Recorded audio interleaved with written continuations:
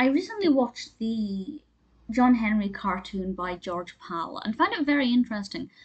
So I decided that I would seek out something else, something similar. And it turns out that Disney also did something similar, a little bit more contemporary. They did theirs in 2000, and it's part of their American Legends series.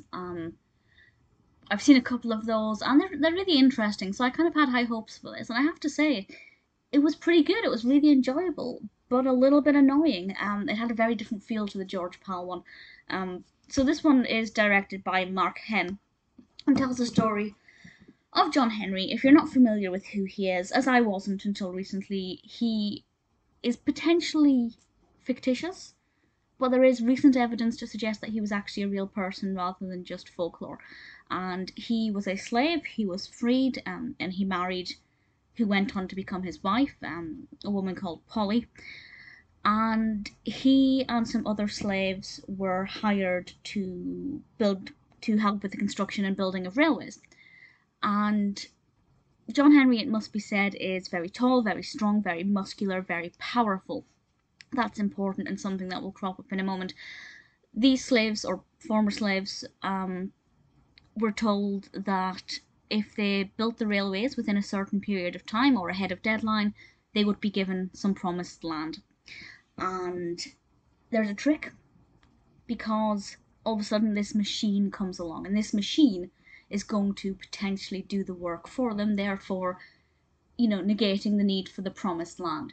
John Henry is kind of encouraged by the other former slaves, and the other workers, I should call them, to defeat the machine. Now, I don't know why he didn't just sledgehammer the machine and break it, but he competes with the machine to try and dig through this hill much more quickly and defeat the machine and finish the job early so that they can still have their promised land. I'm going to say what happens at the end of this because it's important. It's kind of what the legend is all about. But if you don't want to know what happens, stop listening to me now. And he does this, and he gets to the end of the tunnel, and he just beats the machine. We can see he's very powerful, he's physically very fit, and he has worked very hard to hammer his way through this tunnel. And at the very end, because of the physical exertion, he dies. I apologise if you can hear my neighbour sawing. They are doing, I don't know what they're doing, but they seem to be sawing straight through my wall by the sounds of it. They did stop, and I did wait until they'd stopped, and apparently they decided to do it again. So I will keep this brief so it doesn't get too annoying. At the end, he drops dead because of the physical exertion. And what's very different with this one about compared to, say, the George Pal one is that he was basically forced to do this. In this short suggested that his wife Polly and the other individuals were basically saying, you have to do this, otherwise we won't get our promised land. Whereas other things I've read online, other interpretations, he did it off of his own back. He wanted to power through and beat the machine so that everybody could have this land. This one makes it feel like he was forced, and that makes it feel like his death was, completely unnecessary and he shouldn't have listened to other people.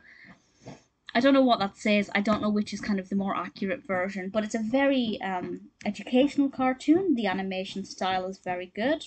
Ultimately, I found it to be very pleasing. That sawing noise is exceptionally annoying now. If you have a chance to see this, definitely check it out. I think you'll enjoy it a lot. It's pretty powerful, certainly worth analysing, and certainly in terms of the character of John Henry, it's pretty interesting.